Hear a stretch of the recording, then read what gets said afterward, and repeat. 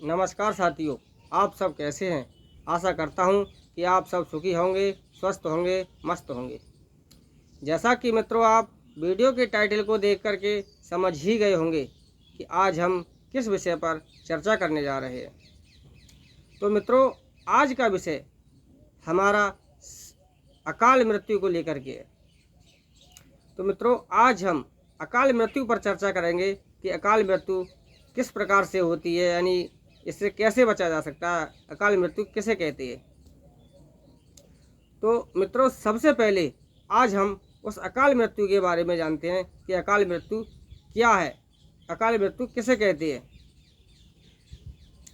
तो मित्रों जब भी किसी की आपके आसपास मृत्यु हुई होगी तो आपने बड़े बुजुर्गों के, अपने अड़ोसी पड़ोसियों के मुंह ये सुना होगा कि अरे इसका तो समय आ गया, इसका तो टाइम आ गया, इसका तो वक्त आ गया, इसका तो काल आ गया।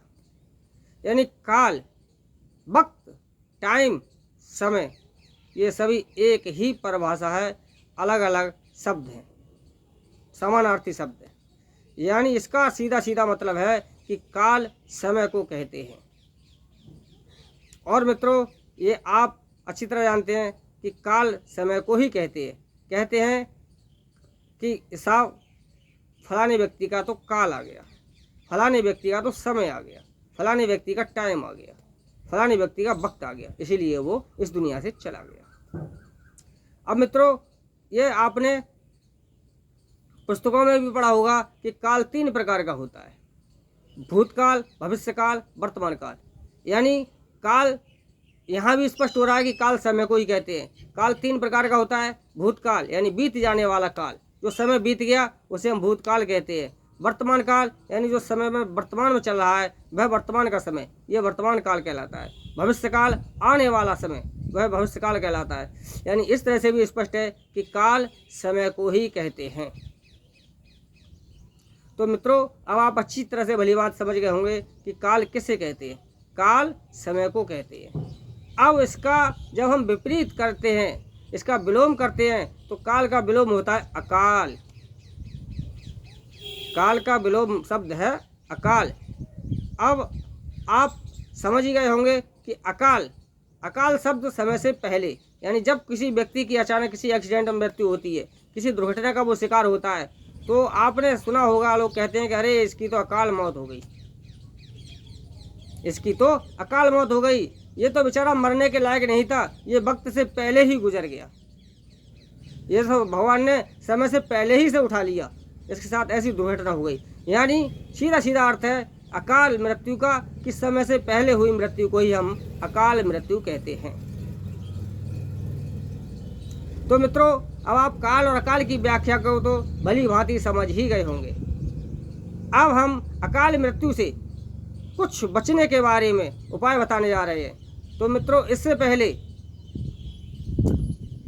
आपसे विनती है कि आप इस वीडियो के लिए अंतिम समय तक पूर्ण वीडियो देखें, क्योंकि आधी अधूरी वीडियो देखने से आपको कोई भी लाभ नहीं होगा। मित्रों स्पष्ट है कि अधूरा ज्ञान करे परेशान। अधूरे ज्ञान से कभी भी कोई भी सॉल्यूशन, कोई भी हल निकलने वाला नहीं है। अधूरे ज्ञान से हमें आपको कोई फ़ायदा मिलने वाला नहीं है। इसलिए वीडियो को अंत तक पूरा वीडियो देखें ताकि आपको ये सारी जानकारी सही तरीके से समझ में आए। और यदि आपको वीडियो अच्छा लगे तो मित्रों आप वीडियो को लाइक करना, सब्सक्राइब, शेयर करना कतई ना भूलें। और आप वीडियो को, आप इस चैनल पर नए हैं तो चैनल को सब्सक्राइब कर बेल आइकन ज़रूर दबाएं ताकि सबसे पहले नोटिफिकेशन आपको मिले और आप इस चैनल पर जो ज्ञानवर्धक वीडियो हैं उन्हें देखें। तो मित्रों वीडियो बहुत ही महत्वपूर्ण होने वाला है। अब आप वीडियो के लिए ध्यान से देखें। मित्रों काल और अकाल की व्याख्या को तो आप भली भांति समझ ही गए होंगे। अब बात यहाँ आती है कि अकाल मृत्यु से बचने के लिए हमें क्या करना चाहिए। तो एक साधारण सी बात में हम बताएं तो स्पष्ट आपने ये लिखा हुआ देखा होगा कहीं कहीं कि सावधानी हटी और दुर्घटना घटी। सबसे बड़ी बात यह है कि जब भी हम किसी काम में सावधानी हमारे नहीं बरतते हैं तो दुर्घटना अवश्य घटती है। तो और प्रकृति जब भी हमें कोई नफ़ा नुकसान करती है, जब भी हमें कोई फ़ायदा होगा या नुकसान होगा, तो मित्रों प्रकृति हमारे साथ कभी भी कोई कार्य चुपके से नहीं करती है। वह हमें हर कार्य के लिए समय से पहले हमें नोटिस देती है। यदि हम उसके नोटिस को नज़रअंदाज कर देते हैं तो जो हमारे साथ घटना घटनी है वो तो घटनी ही है। तो मित्रों हमें प्रत्येक कार्य के लिए प्रत्येक दिन छोटी मोटी हर बात पर सावधानीपूर्वक निगाह रखते हुए सावधानीपूर्वक सारे कार्य करने चाहिए। तो हमें यदि अपना दैनिक जीवन सफल, सुखी और संपन्न बनाना है, हमें सकाल मृत्यु जैसी बाधा से बचना है, तो हमें दिन प्रतिदिन सावधानी हर कार्य में बरतनी होगी और हर कार्य के लिए एक नियम पूर्वक सही तरीके से करना होगा। किसी भी कार्य को शुरू करने से पहले उसके अंत तक की रूपरेखा बनाकर उसके अच्छे परिणाम और गलत परिणाम के बारे में पूरा निष्कर्ष निकाल करके तभी उस कार्य की शुरुआत करें। अब मैं आपके लिए शिव सूर्योदय शास्त्र में भगवान शिव के द्वारा बड़े सौर योग के माध्यम से कुछ रहस्यमयी जानकारी देने जा रहा हूँ, जिनका हम प्रयोग करके अपने दैनिक जीवन को महत्वपूर्ण बना सकते हैं, अपने दैनिक जीवन को अति सुलभ और सफल बना सकते हैं और अकाल मृत्यु जैसी बाधा से भी बच सकते हैं। तो मित्रों इसके लिए हमें जो स्वर विज्ञान है इसका सहारा लेना चाहिए। यदि स्वर विज्ञान का स्वर बल यदि हमें प्राप्त हो जाता है तो सारे शुभ और फल हमें प्राप्त हो जाते हैं, सारी विपरीत परिस्थितियां हमारे अनुकूल हो जाती है। चाहे हमारी कुंडली में कोई भी ग्रह बैठा हो, चाहे हमारा कोई भी अशुभ योग चल रहा हो, यदि हमारा एक स्वर योग शुभ बन जाता है, हमें स्वर योग का बल प्राप्त हो जाता है, तो हमारे सारी अशुभ दृष्टियाँ, अशुभ योग समाप्त हो जाते हैं। तो मित्रों स्वर योग ऐसी व्यवस्था है जिसे ग्रहों को अनुकूल बना करके प्रतिकूल परिस्थितियों को हम अनुकूल बना सकते हैं। तो आइए मित्रों अब हम स्वर योग के बारे में विस्तार से वर्णन करते हैं।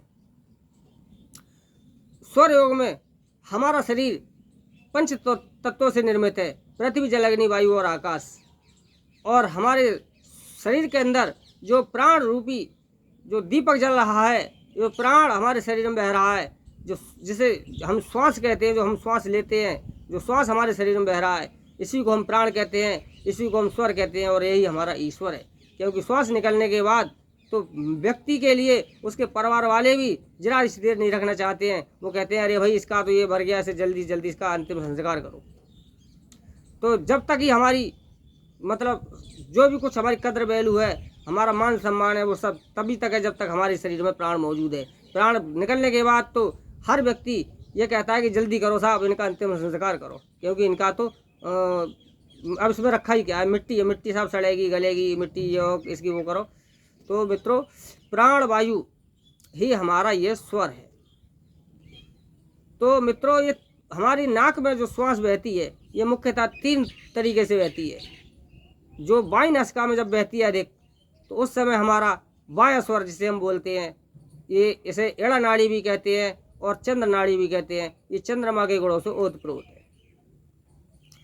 पिंगला दाहिनी नासिका में जो हमारी श्वास बहती है तो इसे हम पिंगला नाड़ी या सूर्य नाड़ी भी कहते हैं, इसे हम दायां स्वर भी कहते हैं। तो मित्रों हमारी दोनों नासिकाओं में श्वास कभी बराबर नहीं बहती है, यानी कभी पिंगला चलती है तो कभी एड़ा चलती है। अब जब इन दोनों का जब मिलन होता है, जैसे हमारी एड़ा नाड़ी चल रही है, एड़ा बंद होने को जाती है और पिंगला नाड़ी हमारी खुलती है, तो उस समय इनका कुछ समय के लिए जब मिलन होता है तो उस समय कुछ ही मिनटों के लिए, कुछ सेकंडों के लिए हमारी सुषुम्ना नाड़ी चलती है, जिसे हम सरस्वती नाड़ी या शिव नाड़ी भी कहते हैं। ये हमारी मोक्षदायिनी नाड़ी है, यानी वह हमारी दोनों नासिकाओं के मध्य में नाड़ी बहती है। जब हम श्वास का स्वर का अवलोकन करें, जब हमें यही प्रतीत ना हो कि हमारा दाहिना स्वर चल रहा है या बायां स्वर चल रहा है, दोनों बराबर की स्थिति में हमें जब दिखाई दे तो वह स्वर हमारा सुषुम्ना स्वर कहलाता है। तो मित्रों हमें सुबह उठ करके ही जब प्रातःकाल ब्रह्म मुहूर्त में हम उठते हैं तो हमें अपने स्वरों का अवलोकन करना चाहिए। स्वरों का अवलोकन करने के पश्चात जब हम स्वर का अवलोकन करते हैं तो हम तिथि के हिसाब से हमारा स्वर चलना चाहिए।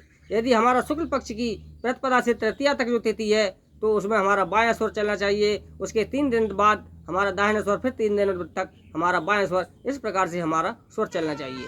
उसी प्रकार से कृष्ण पक्ष की प्रतिपदा से तृतीया तक हमारा दाहिना स्वर, फिर 3 दिन तक हमारा बायां स्वर, फिर 3 दिन दायां स्वर, इस प्रकार से हमारा क्रमबद्ध तरीके से स्वर चलना चाहिए। तो मित्रों, हम ब्रह्म मुहूर्त में उठ करके अपने स्वर का अवलोकन करें। स्वर यदि हमारा उसी अनुकूल में चल रहा है तब तो कोई बात नहीं है, और यदि हमारे प्रतिकूल परिस्थिति में स्वर चल रहा है तो हम उसी करवट से लेट जाएं। यानी जैसे हमारा शुक्ल पक्ष की प्रतिपदा है तो हमारा बायां स्वर चलना चाहिए, और यदि हमारा दाहिना स्वर चल रहा है तो हम दाईं नासिका को नीचे करके यानी बाईं करवट ऊपर को करके लेट जाएं। जब बाईं करवट हमारी ऊपर को होगी, बाईं नासिका हमारी ऊपर की तरफ होगी, तो हमारा ऑटोमेटिक कुछ देर में हमारा बायां स्वर चलने लग जाएगा। तो मित्रों, सूर्योदय के समय हमारा बायां स्वर चलना चाहिए। तो ऐसा यदि हमारा स्वर चलता है तो हमारा वह दिन शुभ व्यतीत होगा, वह दिन हमारा सकारात्मक व्यतीत होगा।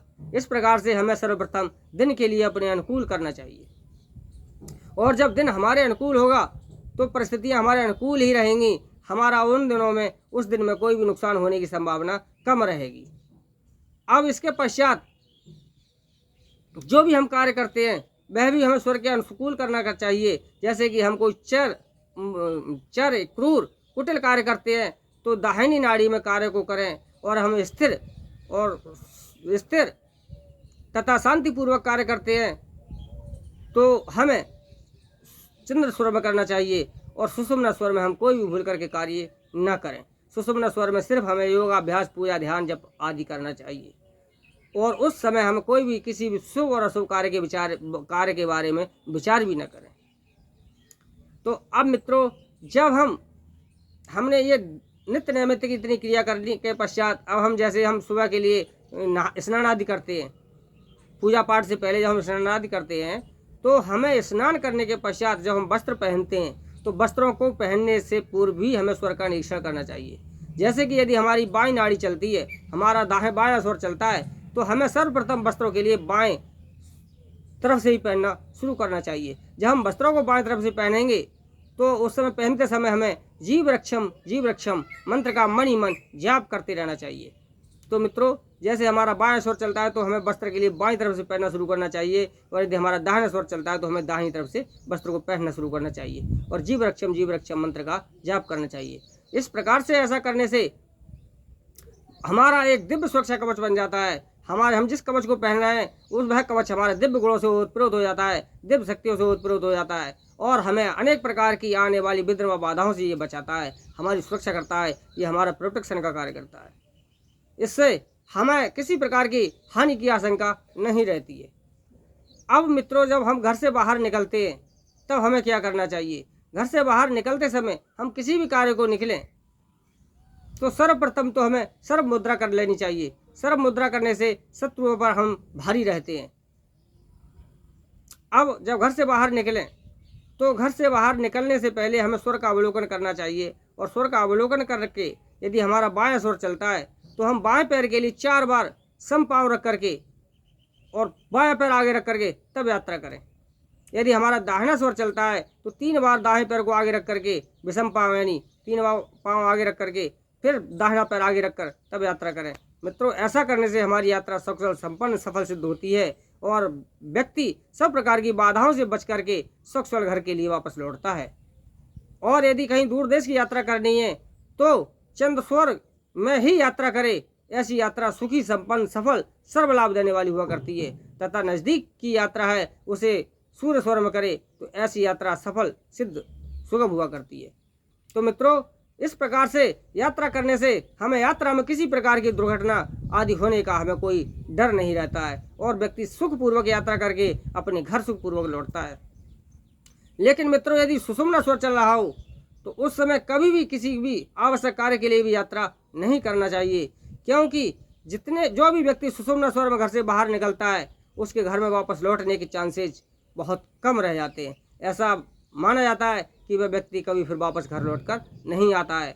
तो मित्रों, जितने भी एक्सीडेंटल केस होते हैं वो अक्सर कर उन्हीं लोगों के हुआ करते हैं जो लोग घर से सुषुम्ना नाड़ी में प्रस्थान करते हैं।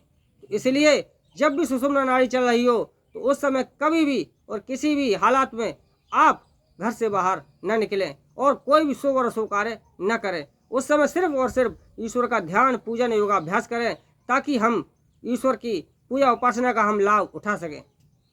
तो मित्रों, हमें सर्व कार्य स्वर योग के अनुसार करने चाहिए।